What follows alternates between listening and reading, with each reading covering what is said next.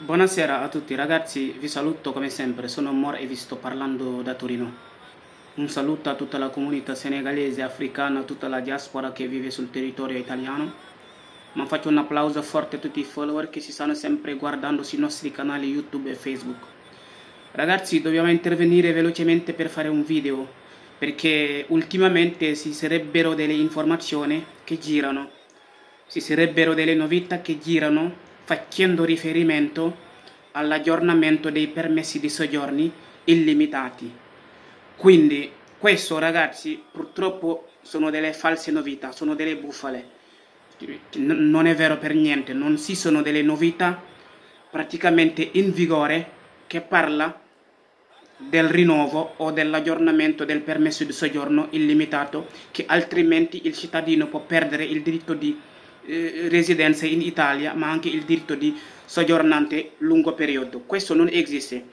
perché l'ultimo novità che è stato detto per l'aggiornamento dei permessi di soggiorni illimitati, ma che devono avere 10 anni, che durano 10 anni, è stato pubblicato il 20 di gennaio 2021 del Ministero dell'Interno. Fino ad ora non ci sono altre novità che parlano di scadenza, di aggiornamenti che sarebbe obbligatorio. Non esiste. Oggi vi dico tutto quello che c'è come novità e tutto quello che esiste proprio in questi provvedimenti. Salaamaaleykum, ziar naa leen bu baax a baax, man la seen mbokk taalibe Mor Talla Sarr, ñu ngi jégalu bu baax a baax. Donc vidéo bi nag dañ koy cadrer tey rek ci benn thème, parce que bon, ce matin comme tey liggéeyuma, dama gis ne pratiquement am na ay audio yu bari moom mbokki taalibe yi di envoyé ak ay message di ma laaj ba xam séjour yi. Donc dañ ne séjour yi dañ ko war a ajourner, sinon nit ki mën na perdre droit am pour donc soggiornare sul territorio italiano, wala bu fekkee dafa nekk ci biti mën a tudd gàtt bu jeexee ajourné wu ko. ñu wax ne loolu donc ay fausse nouvelle la yoo xamante ni bi existé wul. Donc ñu ngi gis ay audio sax yuy wax ne loi bi daf ne à partir du 1er février 2022 képp koo xamante ne ajourné yoo sa séjour bu jeexee sa séjour baaxatut ak dañ koy nangook duutoo mën a dugg ak yooyu yëpp c'est des fausses nouvelles, ça n'existe pas. Donc dernière information yi am ci ajournement séjour yi nga xamante ni bi jóge woon na ci ministère de l'Interno, ñu koy woowee fii en Italie il Viminale, te ka fa nekk ku ñuy woowe donc Lamborghese, ginnaaw bi nga xamante ne bi Salvini moo fa nekkoon. Donc ñoom liñ ci mujjee génne comme information moo ngi nekkoon le 20 janvier 2021. dinañ leen détailler lépp li nga xamante ni bi nekkoon na ci circulaire bi, wax na ci séjour yu bees yi nga xamante ni ñoom ñoo war a dugg en vigueur. te léegi séjour bi li ci gën a am solo mooy donc day nekk permesso di soggiorno illimitato. Donc permesso di soggiorno illimitato lay nekk ba tey, day garder donc critère boobu noonu, mais day am durée scadenza per 10 anni. Scadenza boobu nag nee nañ riguarda solo il documento fisico, maanaam filiation nit ki, document bi surtout photom, parce que xam nañ ne après 10 ans changement du ñàkk ci nit ki, taayam et tout. Donc loolu rek mooy donc changement bi. Donc permesso di soggiorno bi tuddatul léegi permesso di soggiorno illimitato, ma adesso si chiama il permesso di soggiorno illimitato UE, donc dell'Unione Europea. loolu mooy différence bi. ginnaaw bi nga xamante ni bi chaque 10 ans da nga koy ajourné, te ci biir 10 ans yooyu donc li ngay ajourné mooy donc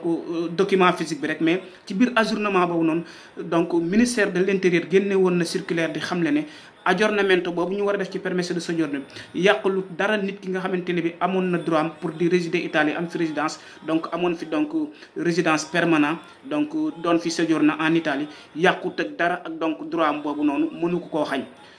Donc loolu tamit ñu leeral ko mbokki taalibe yi pour ñu xam ko. fi ñuy njëkkee mooy xam ngeen ne donc le 20 janvier 2021 donc amoon na circulaire bu génnoon. circulaire boobu amoon na benn décret boo xamante ne dafa génne woon. décret boobu daf doon leeral d'abord fi mu gënoon a donc focaliser wu moom moo nekkoon donc décret bi nga xamante ni bi col decreto sicurezza di Matteo Salvini bi mu nekkee ministre de l'Intérieur daf ko indi woon ay changement jëm ci wàllu donc dépôt yi nga xamante ni mbokki taalibe bi dañu leen déposer pour passeport, te durée bi nekkoon 48 mesi, maanaam 4 ans. loolu dañ koo modifié ginnaaw bi nga xamante ne bi donc le 20 janvier 2021 am na benn DL bu ñuy woowee donc il DL che ha modificato il termine maximum per la concesso della cittadinanza. Donc nekk tout 48 mois mais léegi 24 mai di duwee année donc nit ki depuis le 20 janvier 2000 donc comme ni ko lejje bi waxee fii nii depuis le 20 janvier 2020 képp koo xamante ni donc da nga déposé le 20 décembre 2020 da nga déposé pour cittadinanza donc durée 2 ans lay am mais du durée 4 ans ci biir loolu mën nañ ko prolonger ba 3 ans bu fekkente ni donc dafa am yeneen gàllankoor yu nekk ci biir wala donc ñi ci war a prononcé wu guñ ci pour dox la donc cittadinanza boobu noonu loi permettre na ñu prolonger ko ba beneen at muy 3 ans mais daal ñu xam le ne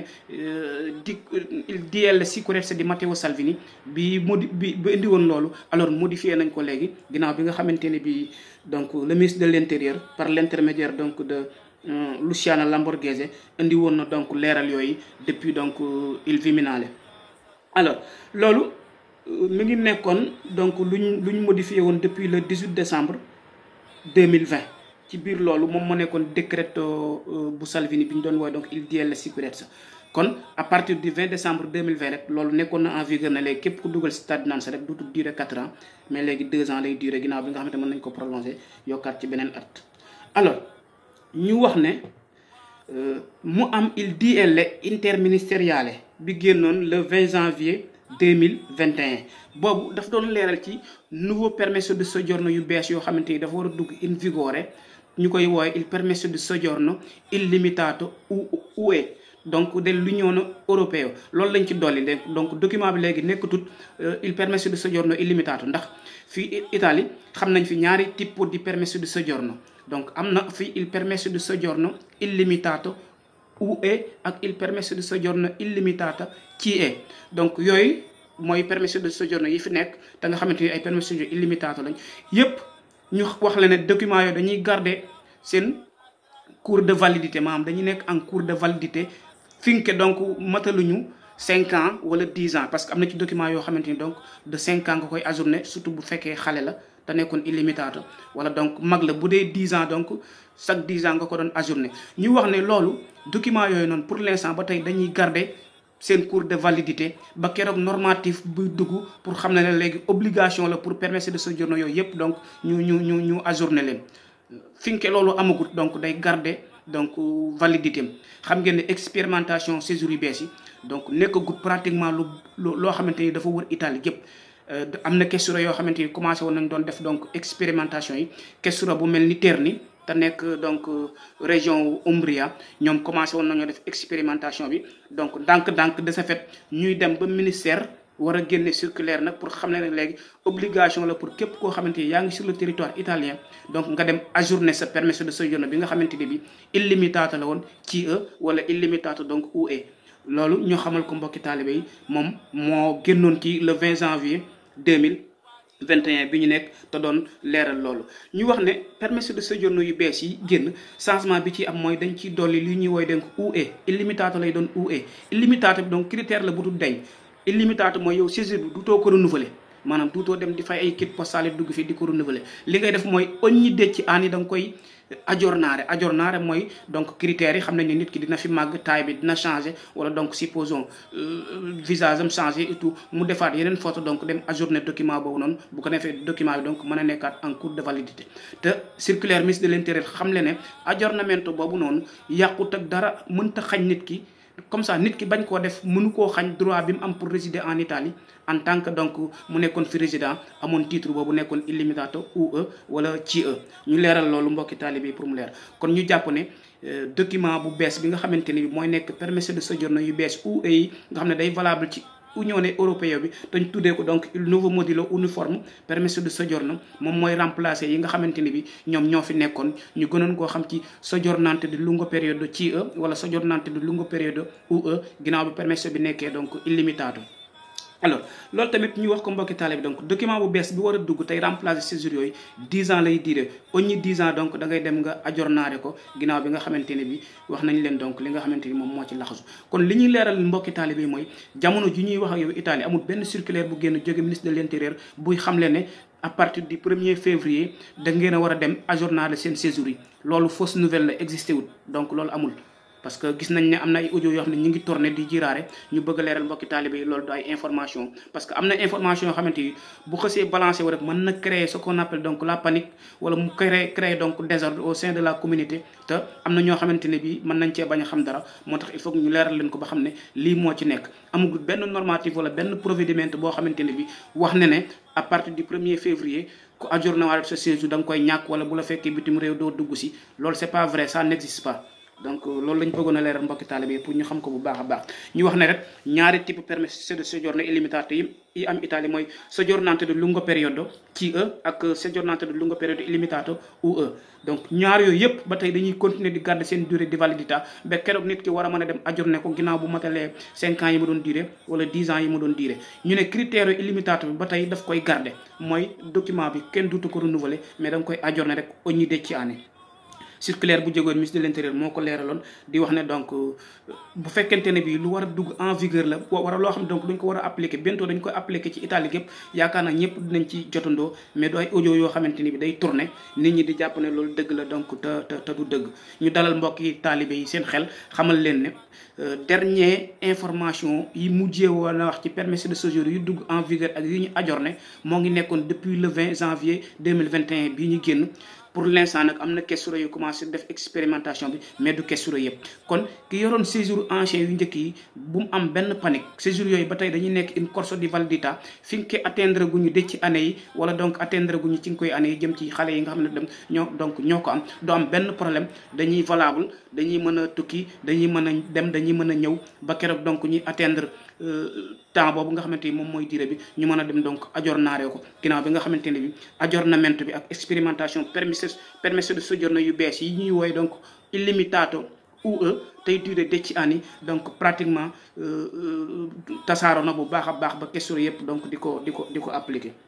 alors fi ñuy jeexale mooy il decreto sostegno quarter xam ngeen ne doon nañ leen ko wax ci vidéo yi mujj yi donc kii di Conte ak la Lega donc parti bi ñuy woowee 5 Stelle te Conte nekk fa ak la Lega bërki démb daje nañ ak Draghi pour doon ko laaj ñu def li ñuy woowee donc lo scostamento di bilancio déficit budgétaire boo xamante ni xaalis bu bari lay doon pour ñu mën a taxawal beneen décret taxawul liggéeykat yi imprese bi ak li ñuy woowee donc la proroga rem ak il bonus stagionale ñi wax ne loolu Lega ak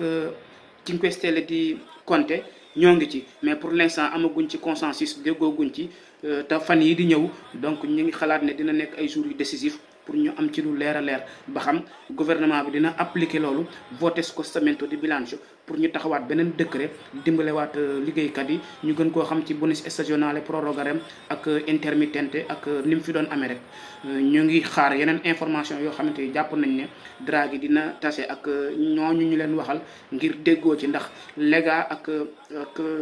5 Stelle di Conte ñëpp dañ ne gouvernement bi dafa war a def scostamento di bilancio xaalis bu war a toll ci 25 wala 30 milliards bi pour taxawal décret boo xamante ni dinañ mën a taxawaat askan wi comme niñ ko doon defee. mbokki loolu moo nekkoon li fi gënoon a fës ñuy ñaan mbokki taalibe bi ñu am bañ a am benn panique audio yooyu ñuy dégg muy wër naan di 1er février donc sono delle bufale sono delle balle che notizie che praticamente sono fake news non esistono donc ñu ngi leen di sant bu baax a baax di leen gërëm seen mbokk taalibe Mor Talla Sarr jërë ngeen jëf.